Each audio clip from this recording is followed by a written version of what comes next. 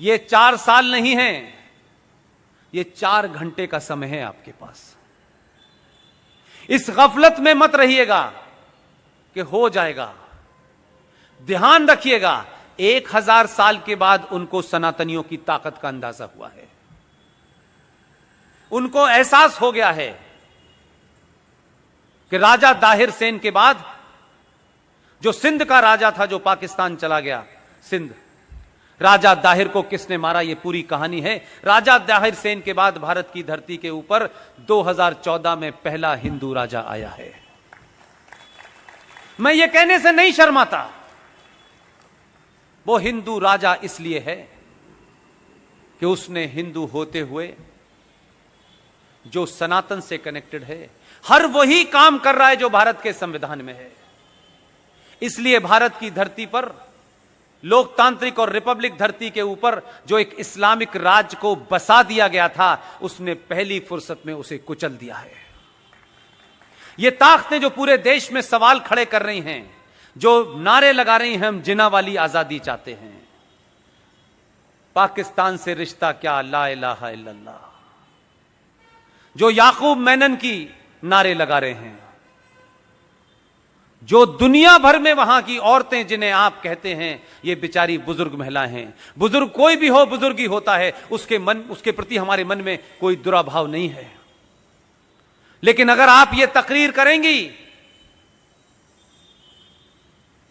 कि हिटलर का हाल वही होगा, जो हिटलर की चाल चलेगा वो हिटलर की मौत मारा जाएगा, इस पे भी मेरा कोई विरोध नहीं है। आप सरकार का विरोध करें, किसी व्यक्ति विशेष का विरोध करें, किसी पार्टी का विरोध करें, यह आपका अधिकार है। लेकिन 2020 का भारत का विरोध नहीं करने देगा। आप आइडिया ऑफ इंडिया को नहीं तोड़ सकते हैं। एक महिला की स्पीच सुनिए, वो अपनी स्पीच में कह रही है कि ए जालिमों, यानी सत्ता और इस सत्ता के साथ खड़े होने वाले लोगों को वो ए जालिमों करके एड्रेस करती है। और इतनी फिलॉसफिकल बात ऐसे ही हल्के में नहीं कही जाती है, उसके पीछे बड़ा नैरेटिव होता है। उसने कहा कि हमने अपने बच्चों को लोरी नहीं सुनाई है, हमने अपने बच्चों को ट्विंकल ट्विंकल लिटिल स्टार नहीं सुनाया है, हमने अपने बच्चों को करबला की कहानी सुनाई है। आपको पता नहीं है करबला में क्या हुआ, इसलिए आपके ऊपर रिएक्शन नहीं है, और करबला में क्या हुआ यह मुझे पता है, इसलिए मैं कह रहा हूं यह शाहीन बाग CAA के लिए नहीं है।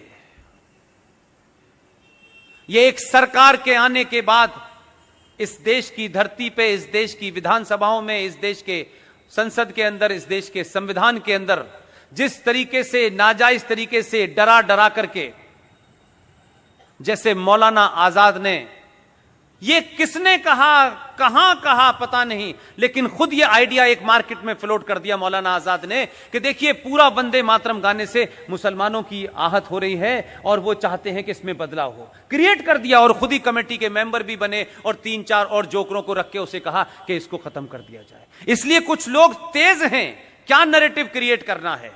उसने जब ये कहा कि हमें करबला की शहादत का पता है, मैं उन्हीं मुसलमानों से एक सवाल कर रहा हूं, सच बताओ कुरान शरीफ पे हाथ रख करके, करबला में क्या हुआ था।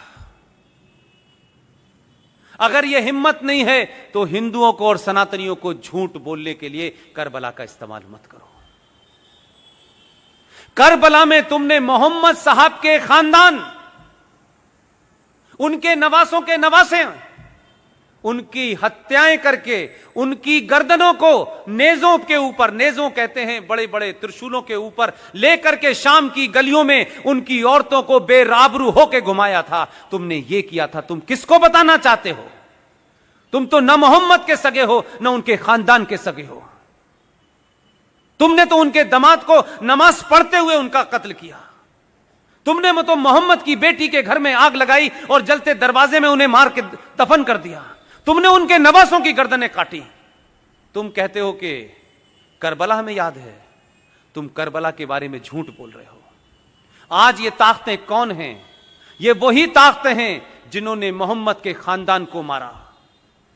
इसलिए अबू बकर से लेकर के अल बगदादी तक एक ही सोच है, जो मोहम्मद के नहीं हुए वो हिंदुस्तान के कैसे हो सकते हैं, जो उनके नवासों के नहीं हुए उसके कैसे हो सकते हैं। हमको सिखा रहे हो? हमने तो और हमारे डीएनए में तो राजा दाहिर सेन का इतिहास नहीं पढ़ा है तुमने, और मक्कार इस देश के इतिहासकारों ने पढ़ाया नहीं है, और हमें यह जिज्ञासा नहीं है कि हमारे पूर्वज कौन थे। राजा दाहिर सेन सिंध का आखिरी राजा था, उसका इतिहास पढ़ लेते, तब भी मुसलमान अपनी मुंह नहीं खोलता आपके सामने। मोहम्मद साहब के परिवार में नवासों के नवासे जो भी रह गए थे, राजा दाहिर सेन ने अपने किले में उनको छुपा करके शरण दी। लेकिन बदकिस्मती और ट्रेजेडी देखिए कि कासिम जो चला था वहां से, पूरा नाम उसका क्या है, मोहम्मद बिन कासिम। जो मोहम्मद बिन कासिम आया, उसने खानदान के खानदान मारे, मोहम्मद साहब के खानदान को मारा। राजा दाहिर उनके खानदान को बचाते बचाते लड़ते लड़ते शहीद हो गया, लेकिन मोहम्मद के बच्चों पे उसने आंच नहीं आने दी। उस मोहम्मद बिन कासिम ने मोहम्मद के खानदान को मारा। पाकिस्तान का आज हीरो मोहम्मद बिन कासिम है। कहां के मुसलमानों हो और किस जगह के मुसलमानों हो, हमारे मुसलमान होने पे मुझे शक है। और मेरा शक इसलिए है, जो मुसलमान हैं पूरी दुनिया में, जो कुरान को मानते हैं, जो शरिया को मानते हैं, जो हदीस को मानते हैं, वो मुसलमान होने का पाखंड नहीं करते। तुम मुसलमान नहीं हो, तुम इस धरती पे मुगलों द्वारा अत्याचारों के सामने तुमने तलवार के सामने शलवार पहन ली थी। तुम कन्वर्टेड हो, इसलिए तुम मोहम्मद के बारे में नहीं जानते। लेकिन हिंदुस्तान में पॉलिटिकली मुसलमान होना एक फायदे का सौदा है। सत्ताएं डरती हैं, लोग डरते हैं, समाज डरते हैं, नाजायज मांगों को लोग मान लेते हैं। इसलिए तुम असली मुसलमान नहीं हो, तुम कन्वर्टेड मुसलमान हो। इसलिए तुम सही इतिहास नहीं बताते। तुम्हारा इतिहास मोहम्मद बिन कासिम से नहीं होता। तुम वो बुज़दिल लोग हो कि तुम्हारे पूर्वजों ने लालच के मारे या तलवार के डर से अपना धर्म छोड़ के मजहब में चले गए थे। मैं ये बात आपसे इसलिए कह रहा हूं, जब वो आपको डराते हैं, आप तलवार से डर जाते हैं, आप फतवे से डर जाते हैं, तो कभी आप भी तो उनसे सवाल पूछो कि पागलों और जाहिलों, तुम किसको डरा रहे हो? हमारे बाप दादा पुरखे तब नहीं डरे तुम्हारी उस तलवार से, तो आज हम तुमसे डरेंगे? तुम तो डरे हुए लोग हो, हमें क्या डराओगे यार? ये बोलना शुरू करा है आपने, इसीलिए इस देश में बड़ी उथल पुथल है।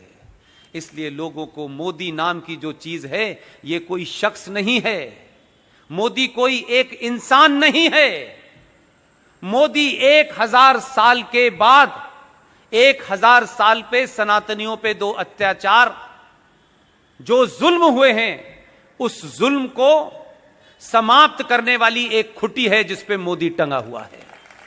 ये वो सोच है जिसके 7000 साल की तकलीफों को दूर करने के लिए हमें लगता है कि ये आदमी आया है, इसलिए पूरा देश उसके साथ खड़ा हुआ है और हर आदमी ये चाहता है कि इसको समाप्त करना चाहिए। इसलिए ये देश ने अपनी दिशा तय कर ली है। आपने टॉपिक बहुत अच्छा रखा है। अब मुझे और आपको, सौरभ भाई ने अपनी दिशा तय कर ली है, मैंने अपनी कर ली है। बहुत सारे लोग इस देश में, चाहे वो विवेक अग्निहोत्री जैसे फिल्मकार हों, वो भी बहुत पैसा कमा सकते थे 2 गाली देकर के भारत के सनातन को, 2 गाली देकर के देश के सरकारों को। वो भी क्या कहते हैं, उस लाइन में खड़े हो जाते जहां बहुत सारे राइटर और एक्टर हैं जो उनकी मर्जी के बगैर पैसा नहीं लेते। खड़े हो सकते थे, लेकिन विवेक अग्निहोत्री ने भी वही रास्ता चुना जो सौरभ भाई ने चुना, जो मैंने चुना।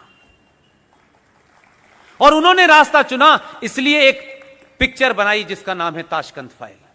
वो देश की पहली ऐसी पिक्चर है जिसमें स्क्रिप्ट नहीं लिखा गया है, सारा डॉक्यूमेंटेशन है। कोई अपनी तरफ से उसमें नैरेटिव पैदा नहीं, सिर्फ डॉक्यूमेंट के आधार पर, और ये डॉक्यूमेंट भारत से और पूरी दुनिया से लाके बनाए गए। वही शख्स फिल्म बना रहा है कश्मीर फाइल। आप सब लोगों से